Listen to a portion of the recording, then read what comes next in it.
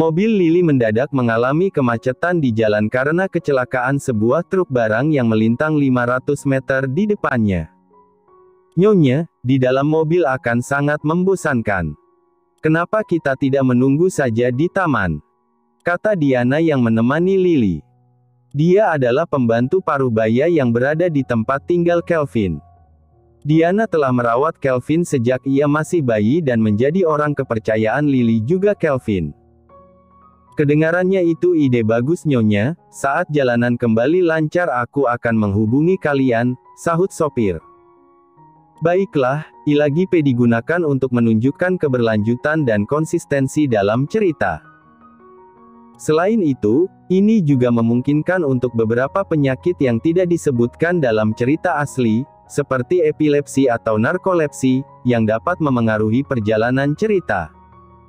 Lily keluar dari mobil dibantu dengan Diana untuk menuju taman di sebelah mereka. Kedua wanita itu duduk di bangku taman tepat di bawah pohon buah pir yang sedang berbunga. Diana 10 tahun lebih muda dibandingkan dengan Lily, jadi ia masih memiliki tenaga yang jauh lebih sigap dibanding Lily yang sudah tua. Kau bilang cucuku membawa seorang gadis pulang dan tidur di rumahnya semalam. Diana mengangguk, gadis itu mabuk berat dan aku menggantikannya menjadi gaun tidur tadi malam. Melihat kondisinya yang mabuk, ia pasti bukan gadis yang baik, tapi aku harus tetap bersyukur karena cucuku akhirnya menunjukkan ketertarikannya pada wanita. Nyonya, kalau menurutku ia pasti gadis yang baik. Kelvin menghargainya, itulah kenapa alih-alih pria itu sendiri yang mengganti bajunya, dia menyuruhku sebagai gantinya. Lalu pagi tadi, gadis itu memiliki sikap yang sopan terhadapku yang hanya berstatus pembantu. Lily mengangguk setuju, benar, ia pasti gadis baik menurut Kelvin, tapi jika ia menghargai privasi wanita itu dengan tak membuka bajunya sendiri, apakah menurutmu semalam mereka tidak tidur bersama? Aku yakin mereka hanya tidur seranjang karena pagi tadi ekspresi mereka biasa saja tanpa ada rasa canggung.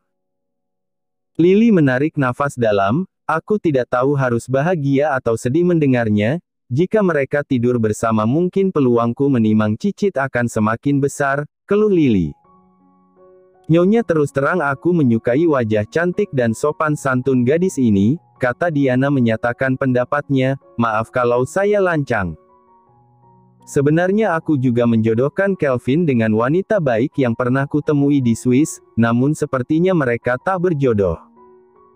Lily menarik nafas dalam, ia masih merasa enggan untuk melepaskan Eliza. Sementara itu Diana masih belum menyadari bahwa Eliza adalah orang sama yang dimaksud oleh majikannya, karena ia tak berada di rumah besar saat Eliza berkunjung beberapa hari yang lalu. Saat kedua orang itu masih menikmati udara di taman, seorang anak kecil berlari ke arah mereka lalu membentur lutut Lily. Efrain berlarian sambil mengejar kupu-kupu tanpa melihat apa yang ada di depannya. Aduh, Efrain menyentuh dahinya yang terasa sakit setelah berbenturan dengan tempurung lutut wanita tua di depannya. Anak kecil, apakah kamu baik-baik saja? Efrain yang baru berusia 2,5 tahun mendonggak dengan mata yang berkaca-kaca karena kesakitan. Maafkan aku nenek, tolong jangan marahi aku, katanya dengan suara kecilnya yang lembut. Pipi tembam bocah itu memerah karena sinar matahari. Dua wanita tua di depannya seketika membeku menatap wajah kecil di depan mereka, seolah keduanya kembali ke tahun-tahun saat Kelvin masih balita. Anak kecil ini terlihat sangat mirip dengan Kelvin. Diana, aku tak salah lihat kan? Diana menggeleng, tidak Nyonya, aku juga melihat apa yang seperti Anda lihat. Saat ini Berta telah berjalan ke arah mereka dan segera menyembunyikan Efrain di belakang tubuhnya. Dia masih kecil, tolong maafkan kesalahannya. Efrain, sudahkah kamu meminta maaf pada kedua nenek ini? Bocah itu menyembulkan kepalanya dari balik tubuh Berta. Aku sudah minta maaf, kata Efrain dengan suara lembutnya yang gemetar ketakutan. Bocah kecil, tidak apa-apa, jangan takut. Kesinilah, biarkan aku melihatmu, pinta Lily. Efrain berjalan keluar dengan ragu-ragu namun ia masih mencengkeram dengan erat baju Berta. "Anak kecil, kamu sangat mirip dengan cucuku ketika ia masih kecil. Bolehkah aku memfotomu?" Mendengar itu Berta segera menarik Efrain kembali ke belakang tubuhnya. "Nyonya maaf, kami sudah terlambat jadi harus segera kembali." Setelah mengatakan itu Berta mengangkat Efrain dan membawanya pergi dengan langkah cepat saat Lily baru saja mengangkat ponselnya. Wajah Lily dan Diana membeku secara bersamaan setelah sempat antusias sebelumnya. Diana, seberapa kecil kemungkinan orang bisa mirip satu sama lain? Kemungkinan itu ada nyonya, namun anak kecil tadi memang benar-benar Kelvin kecil. Lily memegang telapak tangan Diana. Tangan tua wanita itu telah terasa dingin. "Lily, ayo kita pulang. Aku harus memastikan sesuatu dulu." Setelah kemacetan terurai, dua wanita itu kembali ke rumahnya. Lily segera menyuruh Diana untuk mengeluarkan album-album ketika Kelvin masih kecil. Saat melihat foto yang begitu mirip dengan anak tadi, wajah dua wanita itu menegang. Telepon dan suruh ia kembali ke rumah secepatnya.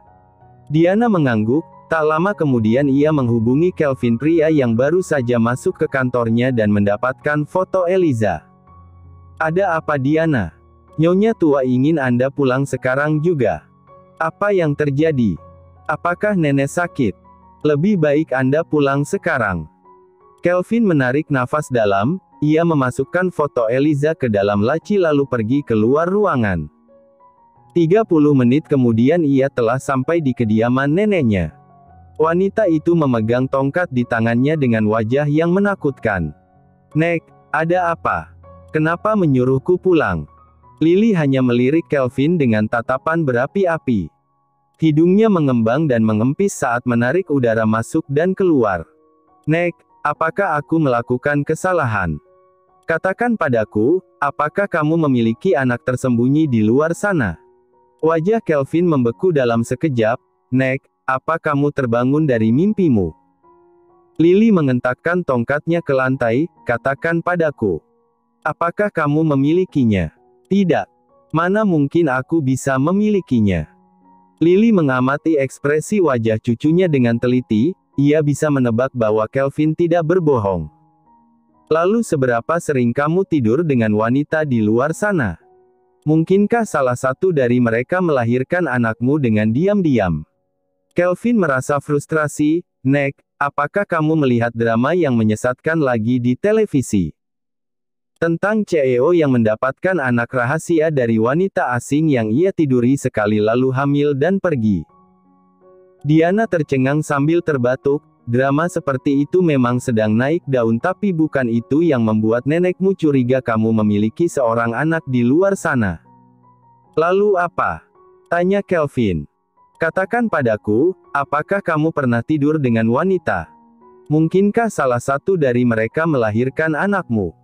"Aku tidak pernah tidur dengan wanita," pekik Kelvin, namun kemudian ia ingat pernah memiliki satu, kecuali hari itu, katanya dengan lirih saat ingat malam yang ia bagikan dengan Eliza.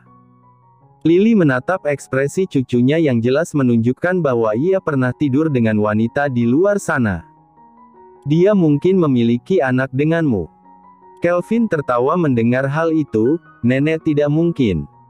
Tubuh Eliza masih terjaga dengan indah, tidak ada jejak ia pernah melahirkan seorang anak dengan bentuk tubuhnya itu. Tapi aku benar-benar melihat anak yang sangat mirip dengan wajahmu saat kecil. Nek, kamu terlalu banyak berpikir. Ada banyak kemungkinan hal itu terjadi di antara miliaran orang di dunia." Lily menarik nafas dalam. "Andai saja anak tadi benar-benar putramu. Nek, itu mungkin tak akan pernah terjadi. Kau tahu aku tidak ingin terikat dalam sebuah hubungan. Kelvin, tidak semua ikatan pernikahan itu buruk seperti milik orang tuamu. Lihatlah, banyak pernikahan berakhir bahagia di luar sana. Nek, aku harus kembali ke kantor." Sela Kelvin, ia sangat enggan jika percakapan mulai menyentuh tentang orang tuanya. Setelah kembali ke kantor, Kelvin dalam suasana hati yang buruk. Itu adalah karena ia tidak bisa menekan perasaan teringat akan hal pahit yang dialami oleh ayahnya. Tangan Kelvin gemetar saat memegang penanya. "Tuan, apakah Anda ingin aku menyiapkan obat Anda?" "Tidak, panggilkan Eliza untuk datang." Zah mengangguk, ia segera meminta sekretaris untuk menelepon Eliza. "Ketua, Presidir ingin Anda datang ke kantornya," kata Yves menyampaikan panggilan yang baru saja ia terima di meja kantornya. "Hah? Kenapa ia tiba-tiba memintaku datang ke kantornya? Mungkinkah ia ingin perbaikan desain produknya? Tapi aku belum menyelesaikannya dengan baik. Bawa saja apa yang ada, jika kamu tidak datang Presidir pasti akan marah." Eliza menarik nafas dalam, ia lalu mencetak dokumen seadanya dan membawanya ke ruang Presidir. Sekretaris membukakan pintu untuk Eliza, saat ini Kelvin sedang berdiri sambil menghadap ke jendela. "Saya belum menyelesaikan desain perbaikan produknya, namun saya bisa menjelaskan tentang gambaran besarnya dengan sketsa yang telah saya bawa." Kelvin berbalik, ia menatap wajah wanita yang mungil dan hanya seukuran telapak tangannya. Bulu matanya letik dan bola matanya indah. Tubuhnya sangat proporsional, itu kecil di tempat yang seharusnya kecil dan berisi di tempat yang seharusnya berisi. "Apakah kamu pernah melahirkan?" Eliza tercengang, tubuhnya menjadi dingin dalam sekejap. Apa yang Anda katakan?" Eliza harus mengidentifikasi dengan tenang lebih dulu apakah ini hanya pertanyaan acak atau pria ini telah mengetahui tentang keberadaan Efrain. "3 tahun lalu mungkinkah kamu hamil?" "Aku ingat kita tidak memakai pengaman saat itu," tanya Kelvin sambil mengitari tubuh Eliza. "Kau terlalu memikirkannya. Aku sudah menikah 3 tahun lebih bersama mantan suamiku. Apakah kamu tahu apa julukan orang-orang padaku saat aku tak juga melahirkan anak? Mereka mengatakan bahwa aku adalah wanita mandul. Jadi mana mungkin aku akan hamil dengan hanya 1 kali berhubungan denganmu," jawab Eliza berusaha bersikap tenang. "Eliza, aku tidak bodoh. 3 tahun lalu, kamu jelas pertama kali melakukannya denganku. Pernikahan kalian adalah cangkang kosong." Tubuh Eliza mundur, ia pikir pria ini tak akan begitu teliti mengenai hal itu. Sayangnya ia sangat mabuk untuk mengingat detail itu.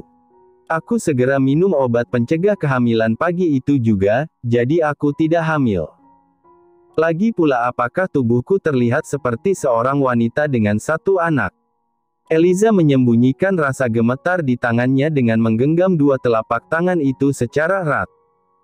"Ya, sepertinya aku yang tidak masuk akal karena suasana hatiku buruk hari ini. Pergi duduk di sofa."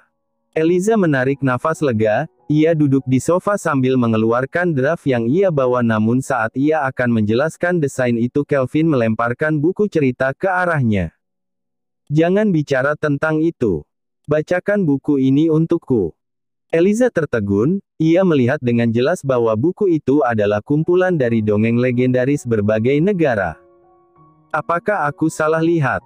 Kenapa pria besar ini ingin aku membacakan cerita anak-anak? Mungkinkah ia masih mencurigaiku? Kamu pria dewasa. Kenapa harus membaca dongeng? Lakukan saja dan baca sampai aku tertidur, baru setelah itu kamu bisa pergi. Jika kamu tidak bisa membuatku tidur maka kamu akan tetap bertahan di sini tanpa bisa pergi." Eliza mengerutkan keningnya, "Kurasa kamu membayarku untuk menjadi desainer produk bukan pendongeng." Kelvin tetap terdiam, pria itu telah duduk di sofa sama dengan Eliza, kaki panjangnya tersilang begitu juga dengan tangannya. Pria itu memejamkan matanya menunggu untuk Eliza mulai bercerita. Eliza sangat kesal, ia ingin menghantamkan buku cerita tebal ini ke kepala pria ini namun takut untuk menanggung konsekuensi menyakiti pria paling berpengaruh di Canberra. Pria ini bisa saja membuat tuntutan hukum, meski itu hanya pukulan dari buku namun pengaruh Kelvin bisa membuat tindakan itu seperti usaha pembunuhan berencana yang akan membuat ia dipenjara seumur hidup. Eliza tiba-tiba membayangkan dirinya di dalam sel sambil mengenakan baju tahanan. Astaga, apa yang baru saja kubayangkan. Aku berpikir terlalu jauh, batin Eliza sambil menggelengkan kepalanya. Ia menarik nafas berat lalu membaca buku cerita itu. Kelvin memiliki insomnia yang parah, 2 kali ia bisa tidur nyenyak adalah saat ia berbagi ranjang dengan Eliza. Ia juga sengaja meminta wanita itu membaca dongeng, karena suara lembut Eliza menenangkan dan lembut, cukup untuk penghantar tidur. Jauh di lubuk hatinya ia adalah anak yang kesepian karena tak pernah ada seorang ibu yang membacakan dongeng untuknya. 10 menit kemudian Eliza baru saja selesai membaca satu dongeng, pria itu masih menutup matanya sama seperti tadi saat ia memulai. Eliza tidak tahu apakah pria ini benar-benar telah tidur, namun dia lebih suka untuk mengambil kesimpulan pria ini telah tidur. Dia menutup buku berniat untuk pergi namun telapak tangannya diraih Kelvin, membuatnya duduk kembali. Aku belum tidur, baca lagi. Eliza mengerutkan bibirnya, kekesalan membanjiri dirinya namun dia hanya bisa membaca kisah lain untuk Kelvin. Aku akan menganggap tugas ini sebagai pengurangan hutang mentraktirmu makan. Jadi hutang itu tersisa 3 sekarang. Jawab Kelvin dengan gumaman. Eliza sampai lupa berapa banyak cerita yang telah ia baca. Pria di sebelahnya telah tidur karena nafasnya begitu tenang namun saat Eliza akan bangkit telapak tangannya masih ditahan oleh Kelvin. Dia hanya bisa diam di tempat sambil menatap langit yang mulai gelap di luar. Tanpa sadar ia yang kelelahan juga mulai tertidur. Zah membuka pintu kantor bosnya, ia terkejut melihat pemandangan bosnya telah tertidur dengan kepala yang bersandar satu sama lain dengan Eliza. Keduanya tampan dan cantik, pemandangan itu terlihat sangat sempurna. Dia diam-diam memotret dan akan meminta bosnya membayar mahal jika menginginkan foto itu. 3 jam kemudian Kelvin terbangun, Eliza sudah pindah posisi dengan kepalanya yang bersandar pada pundak Kelvin. Pantas saja kenapa rasanya pundakku mati rasa, batin Kelvin. Pria itu mengamati wajah tidur di sampingnya. Wanita ini sangat menggemaskan seperti kelinci kecil saat tertidur. Eliza terbangun tak lama kemudian sambil menggeliat dan merentangkan kedua tangannya yang kemudian menabrak dada Kelvin di sebelahnya. Ia baru tersadar tengah tertidur di kantor pria ini. Maaf, aku tertidur karena kelelahan membaca. Lagi pula saat aku ingin pergi tanganmu tadi terus menahanku. Eliza segera bangkit setelah mendengarkan hal itu. Sudah malam Tuan Kelvin, aku harus segera pulang. Aku akan mengantarmu, kata Kelvin sambil berdiri. Tidak, aku bisa pulang sendiri. Kau terlambat pulang kerja karenaku jadi aku akan mengantarmu pulang. Eliza tahu bahwa ia tak akan bisa menang melawan pria ini jadi dia tidak berdebat lagi. Di mana Anda tinggal Nona Eliza? Tanya Zah saat mereka telah berada di dalam mobil. Eliza tertegun, ia baru sadar jika ia mengatakan alamat yang sebenarnya maka ada kemungkinan keberadaan Efrain akan terekspose jadi dia dengan cepat memikirkan alamat lain. Bawa aku ke depan gedung apartemen Pasifik. Itu adalah gedung apartemen yang berada di depan gedung apartemen milik Eliza sebenarnya. Zah mengangguk lalu menyetir menuju ke apartemen Pasifik. Terima kasih atas tumpangannya, kata Eliza sebelum turun. Ini adalah apartemen menengah ke bawah, apakah kamu yakin tinggal di sini dengan pendapatanmu sebagai desainer terkenal? Eliza menyeringai, aku adalah orang yang sangat low profile dan tidak suka hidup dengan gaya yang mewah, kata Eliza berbohong. Huniannya tidak di sini tapi di apartemen Atlantik dan tinggal di apartemen yang terhitung menengah ke atas. Ya, kurasa itu yang membuatku kesulitan membujukmu menggunakan uang untuk menjadi wanitaku. Ada banyak wanita di luar sana yang bersedia untuk menjadi wanita Anda Tuan Kelvin. Kalau begitu selamat malam karena saya harus kembali. Kamu masih berhutang 3 traktiran makan denganku, jadi besok siang mari kita makan bersama. Baiklah, sampai jumpa besok Tuan Kelvin. Eliza segera keluar dari mobil, ia pura-pura masuk ke apartemen Pasifik lalu keluar setelah memastikan mobil itu pergi sebelum menyeberang ke apartemen di depannya. Aku harus membeli salah satu unit di Pasifik untuk menghindari sedikit saja celah yang bisa membuat keberadaan Efrain bisa terekspose.